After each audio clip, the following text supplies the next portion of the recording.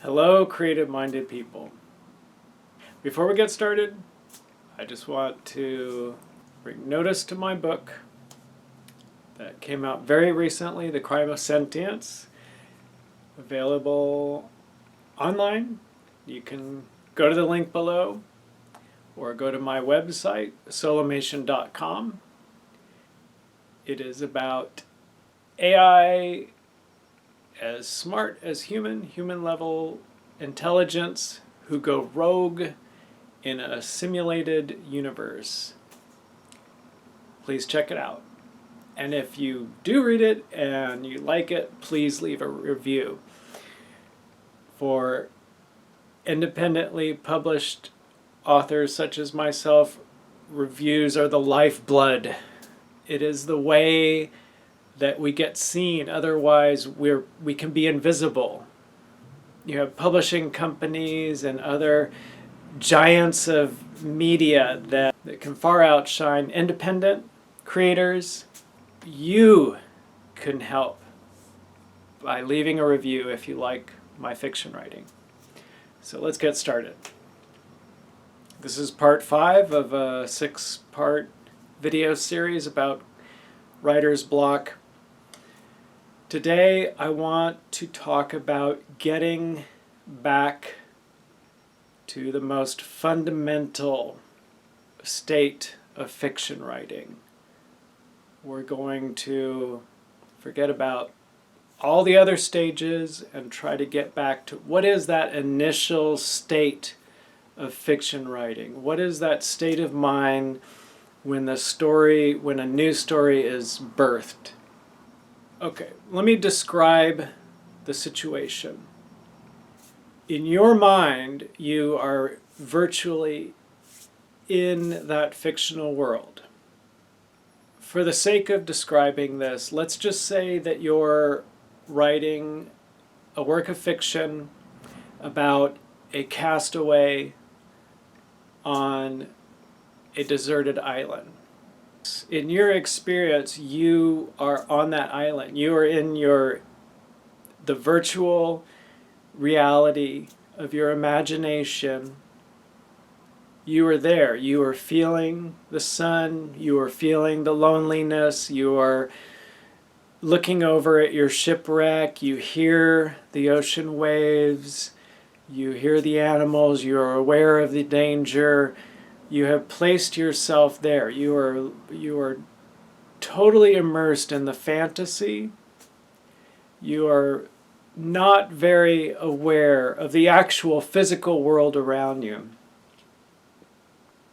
So that's one part of what is going on in this initial state of the birth of a new story. What else is going on is that you're actually physically sitting at your desk, or you're sitting in the cafe, or you're sitting in front of your laptop or your mechanical typewriter or your paper with your pencils, whatever implements of writing. You're actually sitting. It could be an uncomfortable chair, it could be a couch, it could be the ground. That's another dimension to where you are in this birth of a new story. The other mental dimension are the words. You're writing the words, you're forming the words, your brain is having a conversation internally about that virtual reality you are in. So your brain is in two places at once. Your left hemisphere is having internal dialogue, words, voices, ideas, rolling out one word after another, mostly automatically, in response to your right brain's virtual reality, this nonverbal experience you're having. So these are three things going on at once when in the birth of a new story. In this video, I'm going to not pay too much attention to the physical dimension, the sitting at the computer. I want to focus on the two other dimensions. First, let's look at the inner narrator. Let's ask the question, are words an overlay to the human thinking process, or are they the actual thinking process? What are words? Words are these sounds that we make. Long before there were written words, there were spoken words.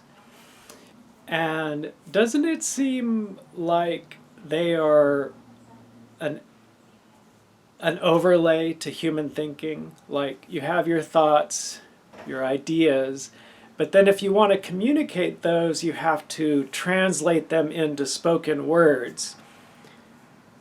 Or, as mammals who think, are those words, are they much closer to the actual thinking process?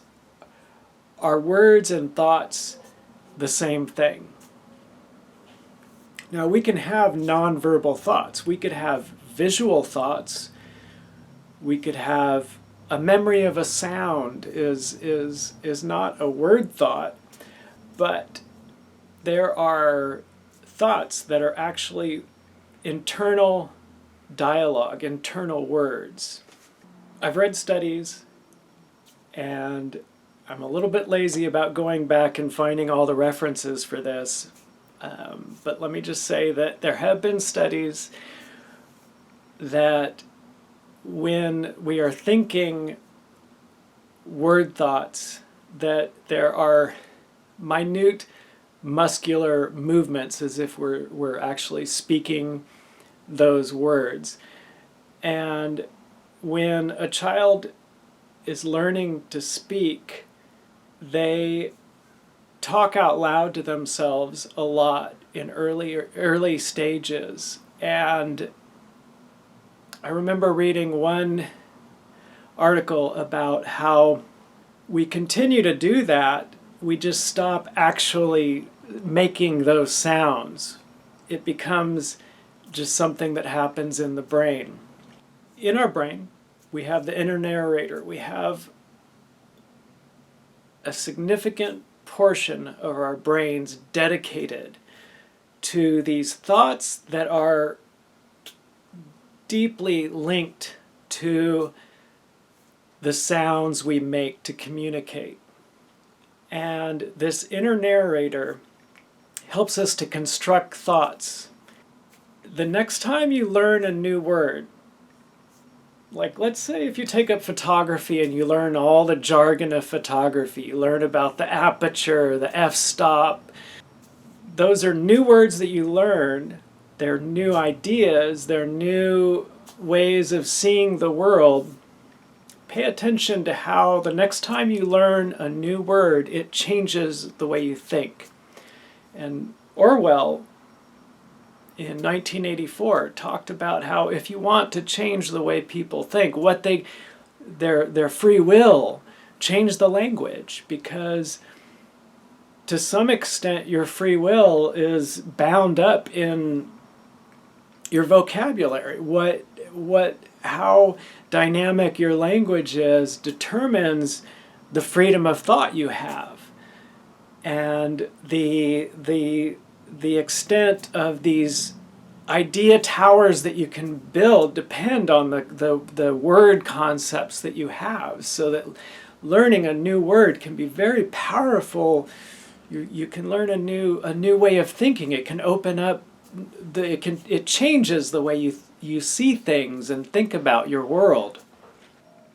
One of my earlier memories, after I read the first book that I read on my own, all of a sudden following me around was an inner narrator. Like I was walking through and I had a voice in my head that was like the writer of that book I read, that was putting into words everything I was doing and going through and seeing. And I remember it being a new experience, and it seemed like, oh, of course that would happen. And at the same time, it seemed like it was very surprising that my brain was starting to act this way, that inner voice, the inner narrator was alive and just describing, putting into words. And of course, we don't actually hear with our ears that inner word, that inner voice or inner voices. But in the mind space we do. We actually hear the words. And this is important. In the mind space, that inner narrator, those word thoughts are heard. They have a certain quality of virtual reality to them. And this is important. It fits in with the virtual reality, the imagined, the fantasy worlds that we want to create.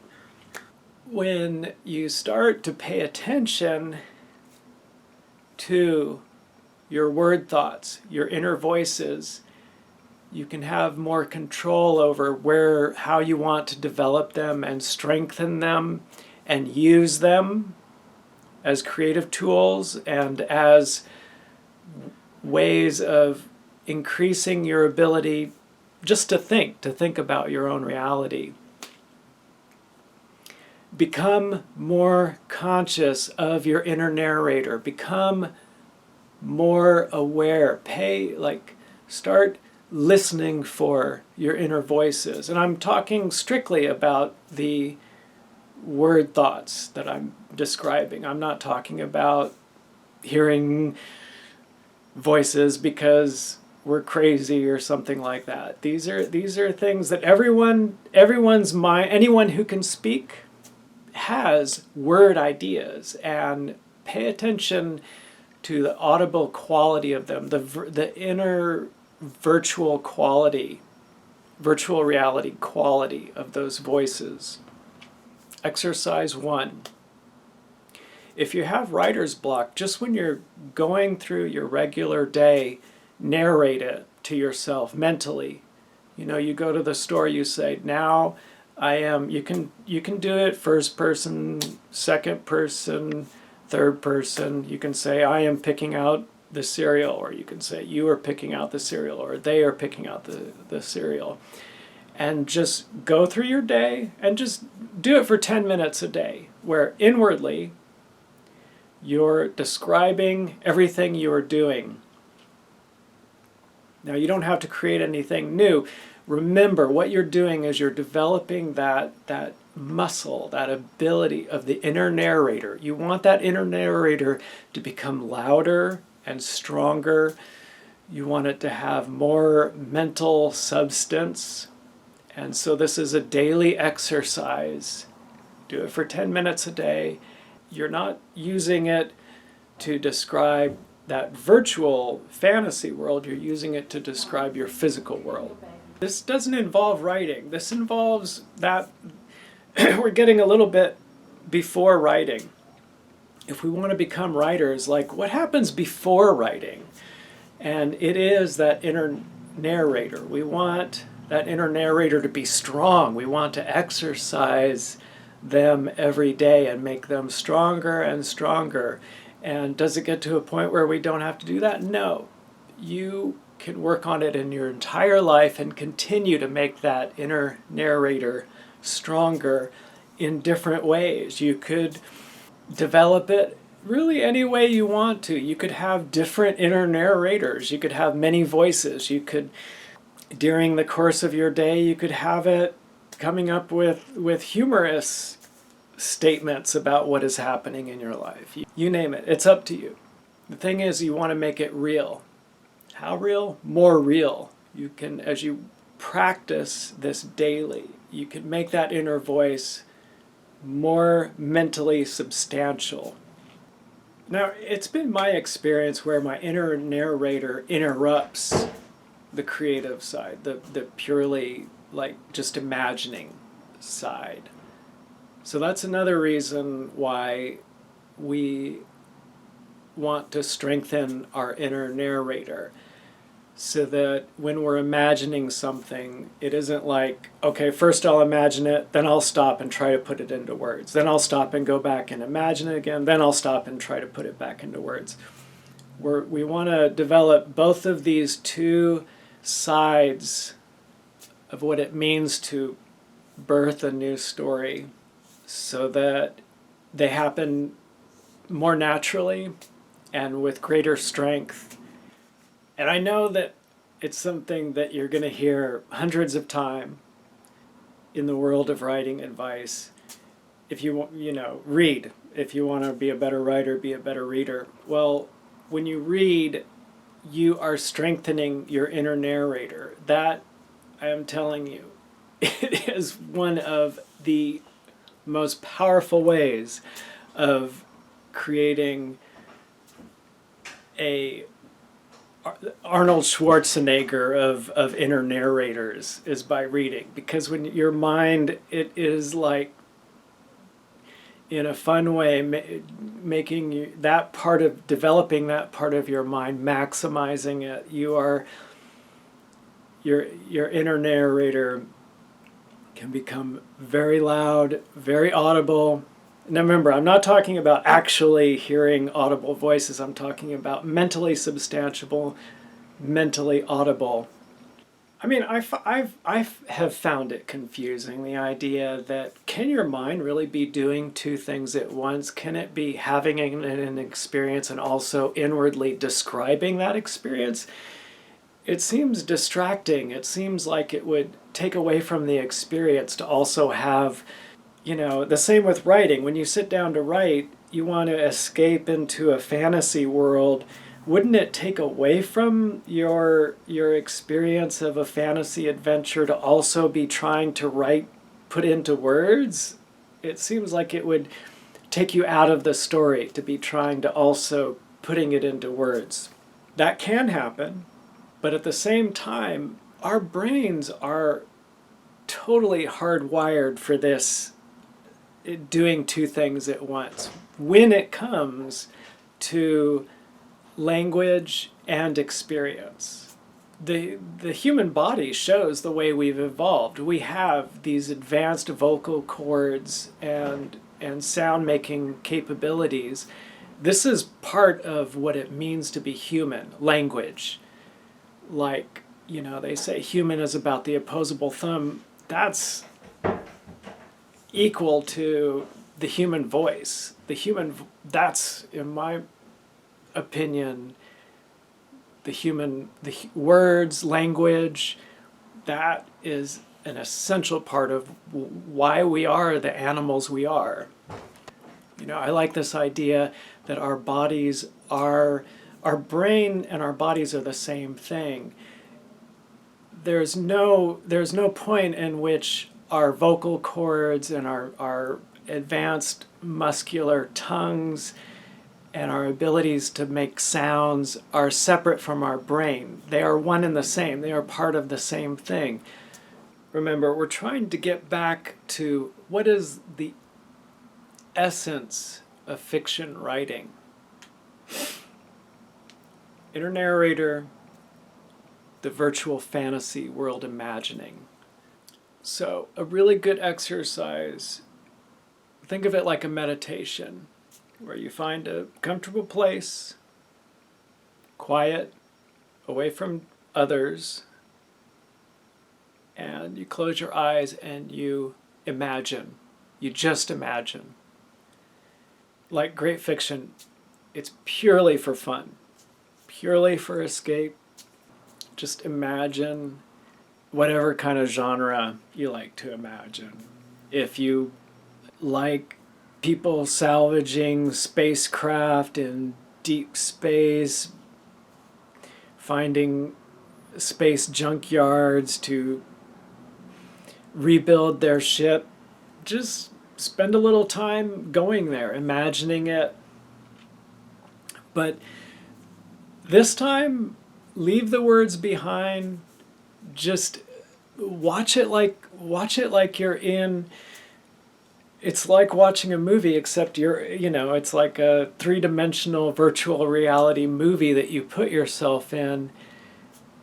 Spend time strengthening your ability to go into the fantasy world. Like, what does it feel like to walk around or to float around on that ship? Is it cold? What does your suit feel like? Like, you know, what are the sounds like?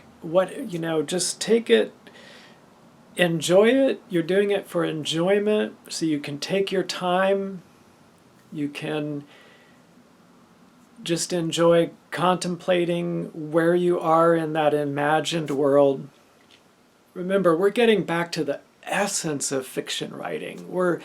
This is way before you think about the storyline or the arc of a character, or is it going to be a surprise ending? We're getting back to the birthplace of a story. You want to be pure imagination.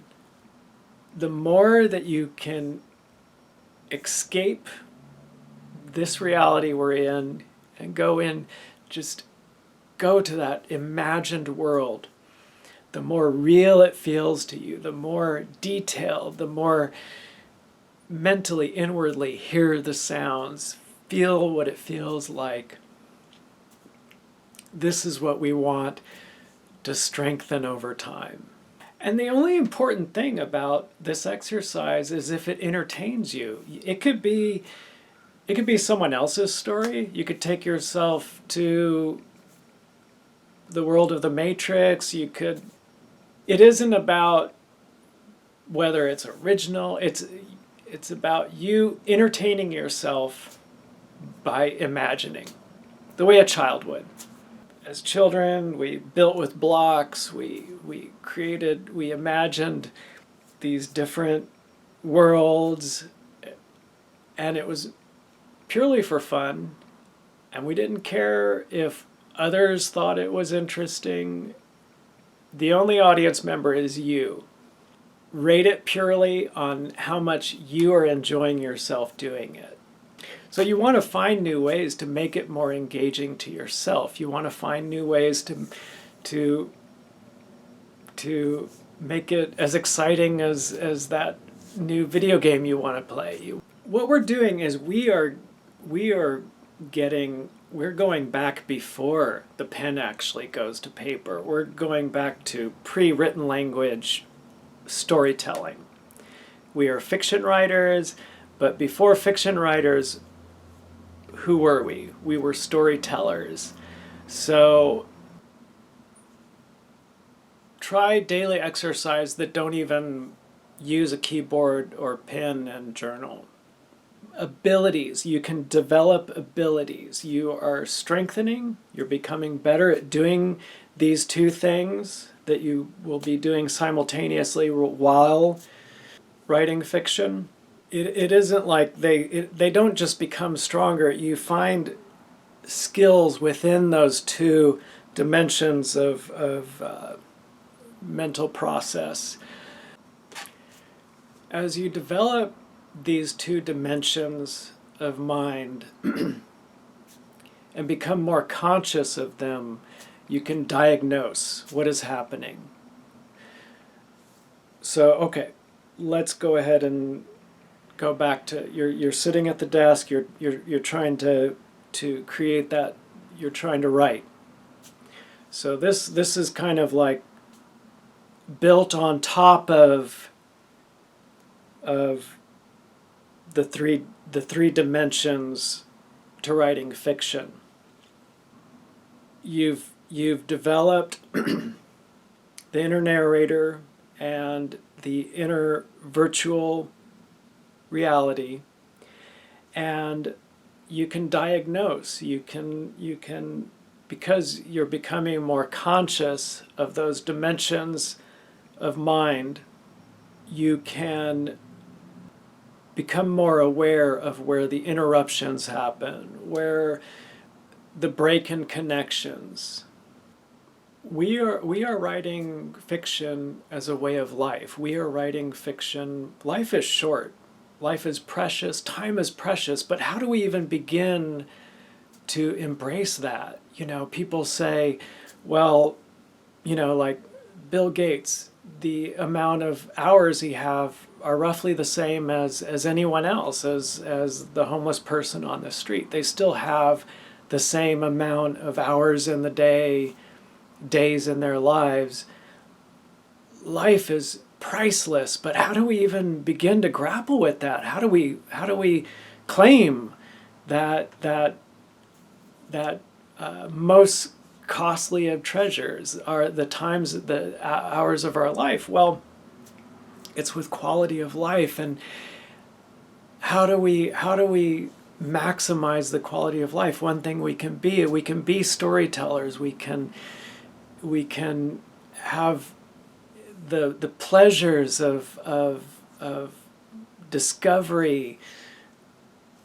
It's a great way to maximize our experience of life, to think about life, to think about, you know, what it means to be alive. We are fiction writers as a way of getting in touch with our lives. This is so when we are writing fiction, it's great if we actually end up with a product, but that is totally a side effect. The quality of life that we achieve through developing our creative skills is priceless, and it is a way of claiming the preciousness of the short time we have in this physical reality. The next time, if you're waiting in line in the grocery store, if you spend that time hearing your inner narrator, that is quality of life. The next time you're on hold on the phone, if you're spending that time fantasizing, imagining that fictional world purely for fun, that is time well spent. That is you recognizing the preciousness of being alive and enjoying it and savoring it. It's like the Buddhist monk who's at the end of a branch of a tree hanging over a cliff, and there's a tiger about to eat them, and they find the fruit on the tree right before their death. They take a bite of it and they're like, that is delicious. That is what we are doing when we practice these creative exercises. And you can call them meditations if you want. They are exercises of the mind, because, oh my gosh, we're walking around with better than what supercomputers could ever hope. We're walking around with them inside our skulls. We have these powers of mind just waiting to be tapped and used. And when you use them, there's all these skills that you start to have. You find yourself, the more you end up with, you get new tools yearly, the more that you practice these practices. And the more tools you have, the more options you have. And it just gets better. Like, as we get older, yeah, the back might be a little bit more sore in the morning, might be a little bit harder to walk up the stairs, but the opposite happens with the brain. Like, if you practice developing the virtual reality and the inner narrator, each year you'll discover new tools you can use. So there's thinking about it and there's doing it. To really understand all this stuff, you need to practice it. You need to actually do it. And so you want to actually set up a time and say, for 10 minutes, I am going to close my eyes and just imagine. And for that exercise, try to quiet the inner narrator. And then at a different point in your day, walk around, utilizing your inner narrator, walk around and narrate where you are, what's happening, and you need to do it daily, and it doesn't matter how you feel, because you will find new skills, you will strengthen it, it will become more real to you, it will help you become more conscious of the creative process. You'll be able to have a better understanding of what happens when you're working creatively. It will give you more options. Have a calendar and make a little star only if you do it for 10 minutes each day. I'm not saying this is going to cure writer's block overnight. You may continue to have writer's block. I'm telling you, you are taking small steps. You need patience. Like, being a writer is like being an ant trying to construct a new Statue of Liberty. Like, most of the time you can't even see, it's tiny steps all the way. So we're not talking about instant cures overnight. I hope that was helpful. Thank you so much for all the comments. It cheers me up when your comments help me to know that there are so many creative minds out there in the world. I wish you the best on your adventure of creativity. I hope your writing goes well. Oh yeah, also, what is the drill? Please like, subscribe, the bell. What else is there? I know I'm sounding a little sarcastic, but please do this. Hi.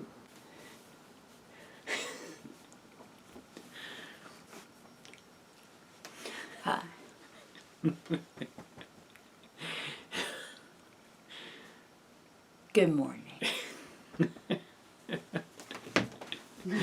That's funny.